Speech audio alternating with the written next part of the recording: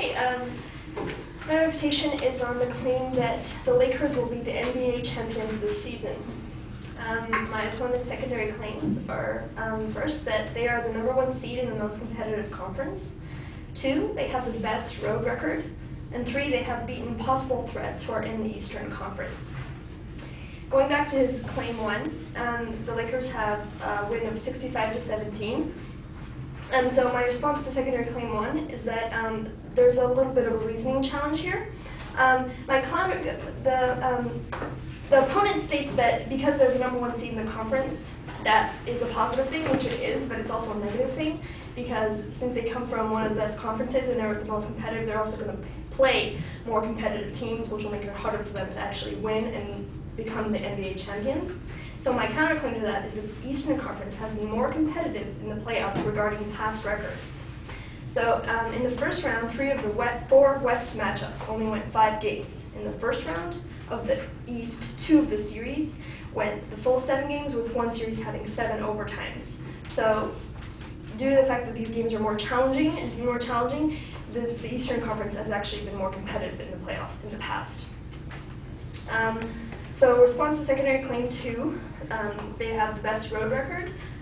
There's another reasoning challenge here. If we use the opponent's logic, we can come to the conclusion that the road record is more important than the home record. However, this claim leads us to a false notion of importance, because postseason basketball includes both home and away games in an alternating fashion. So just because you may be good at home or away from home, if you're not equally good at both, you don't have a very good chance of winning. In this sense, being able to play both home and away games with the same level of consistency is crucial to being able to win the championship. Therefore, the second claim is misleading. My second counterclaim is winning at home is equally as important as winning away from home, winning away games. The team with the best home record, the Cleveland Cavaliers, also had the best overall record in the NBA, which gives them the luxury of playing 4 out of the 7 NBA final games, assuming that they make it there. Also, the Lakers lost their first game of the Houston Lakers series at home, which shows that it's just important to win at home as away. It's also important to note that the Houston Rockets, whom the Lakers lost to at home on Monday, have beaten the Portland Trail Blazers in the first round of the playoffs. And they have shown formidable against the Los Angeles Lakers by beating them twice in their past 2 meetings. So, thus the Houston Rockets should be able to beat the Lakers and prevent them from going on to the NBA Finals if we reason like that. Response to secondary claim 3. There's also an evidence challenge here. The third claim my opponent makes is that they have beaten possible threats who are in the Eastern Conference, but the opponent's data is not completely conclusive. The opponent has failed to mention that the Lakers have a losing record against the Orlando Magic, the #1 seed in the East Conference. There's also a reasoning challenge here. It's not really valid to argue that they've beaten all the possible threats because they failed to mention the Orlando Magic. And then the Orlando Magic have a winning regular season record against the Lakers and against the Cleveland Cavaliers. They have a tied regular season record against the Boston Celtics and have already beat them once in the postseason. So they're pretty much being looked at as a pretty strong team also, and they're up and coming. My counterclaim 3, there are other threats to the NBA championship in the form of other teams. The Philadelphia 76ers also beat the Cleveland Cavaliers at home. The Orlando Magic mentally defeated the Philadelphia 76ers in the first round. So, in conclusion, my opponent's claim is not fully conclusive due to lack of reasoning, as well as utilizing generalizations and not really providing you guys with all the evidence you need in order to support their claim. It is my understanding that from researching this topic, this claim is not well rationalized.